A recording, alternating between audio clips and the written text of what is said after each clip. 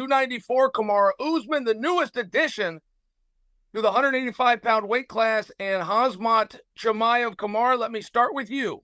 This was your idea. This was your idea over 2 months ago. The UFC decided to give the nod to Paulo Costa. Paulo Costa revealed that he had surgery on his elbow 3 weeks ago, was pulled from the card. The UFC called you and said, Kamaru, we like that idea after all. What is it specifically about this opponent that made you want to campaign and lobby for this fight? I think he's a great opponent. He's as advertised. I think he's tough. He's big. He's strong. He can grapple. He can wrestle. He can strike. And at this point, this season in my life, it's just a matter of taking on the biggest, baddest challenges. And so when I walk away from the sport, I know that I took down who's who of the sport.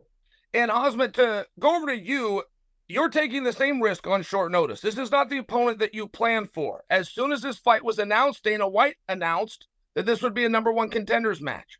Was that something that you demanded to accept the last-minute replacement? Never playing anything.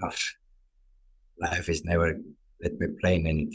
So I was ready for everybody. I don't train for somebody else. I focus what I gotta do, training for my things. So, let me ask you this.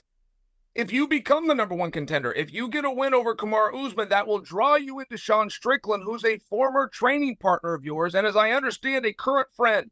Is that going to be a problem? what?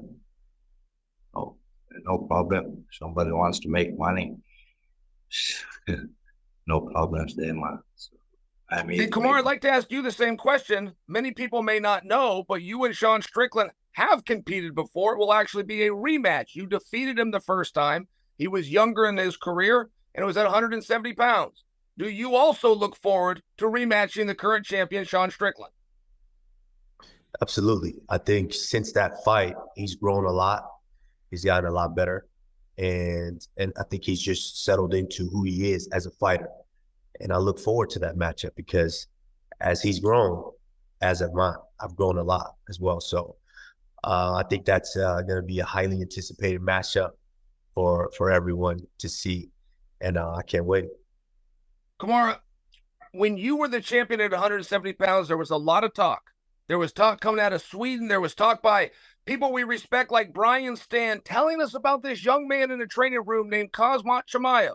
He amassed a 4-0 record. He never left the first round. He even had a fight where he wasn't punched. And a lot of people were wanting him to be the #1 contender against you. The problem was he didn't have a ranking, and Dana White said, it's too early. At that time, DraftKings put out a make-believe line. They had you as a 2-1 favorite. DraftKings now has Chimaev as a 2-1 favorite because they think you're taking too much risk taking this on short notice. Are you prepared to compete this Saturday? Absolutely. I think this one thing that since the beginning of my career, it's the one thing that I've always done. And I think it's the one thing that any great fighter or great champion does. And that's you're always prepared. This is not something that we do on the weekends. We're always in shape. We're always in the gym. We always continuing to learn and grow and build. And so, of course, this was he was a welterweight at that time, and I'm a welterweight, and he's slightly bigger welterweight. And so I welcomed that fight, but unfortunately, he can't get down to the weight, and he couldn't make it. So now we're kind of thrusted in a situation to where now we have to show the world this matchup at a weight class higher. But it makes no difference. At the end of the day, just like the saying goes, fighters fight.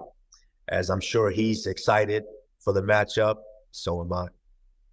Chimaev, if I may ask you what your strengths are in this contest. As I followed your career, you've weaponized pace, meaning your conditioning has always been better than your opponent's. But in this case, it's a 3-round fight. You're taking on a former champion who is used to 25-minute fights. Are you going to have an advantage in the conditioning? Are you going to have an advantage in the wrestling over a former national champion in Kamaru Usman? I should answer for that. Wow, it's like, I don't know what to say. Just come here to smash the guy, man. So respect for the guy, takes the fight, short notes, everything. And they already has excuses. not Usman. A lot of people say, but Usman takes the fight like warrior, man. But people already says he didn't have a camp, this, that, man. So for me, it doesn't matter. I come finish everyone, man. So I don't care about it being the jump pound and or all these shits. We has to go to the cage and fight, you know. Still, I know the guy comes to the wins anyway, but I'm here also to kill now. So cage gonna show Chimaev, it. my final question to you, Chimaev, please give me a prediction for this fight. We're gonna give the prediction, man. Never gonna give. You can't give a predictions before the fight. Everyone says gonna do that, gonna this, that. And the cage is everything is going different way now. So that's why I never can give that. Was for the Gilbert Burns, like learn a lot of things. You know, I was think one punch, the guy gonna be down in my head. So you know, the game play against you. So how to be a focused fight from first second to last second. So I'm different mindset for my game now. Kamaru, let me ask you very directly. Are you going to beat Khamzat Chimaev? Are you going to become the #1 contender this Saturday at UFC 294? Good question, Chair. I like the way you worded that. I think that's what we do. Just like he's planning to step in there and get his hands raised, so am I. He's prepared, and so am I. So on Saturday night, we're both going to step in there. They're going to close that door. And whoever's game plan starts to unravel, the other opponent's going to have their hand raised. So I'm looking forward to it. I'm sure he's looking forward to it. And on Saturday night, the fans and the world finally get the matchup that they want to see. Gentlemen, my job as an ESPN analyst is over, but I would like to now become a fan and tell you on a personal note, I respect that you guys have both gone on with this. The first rule is the show must go forward.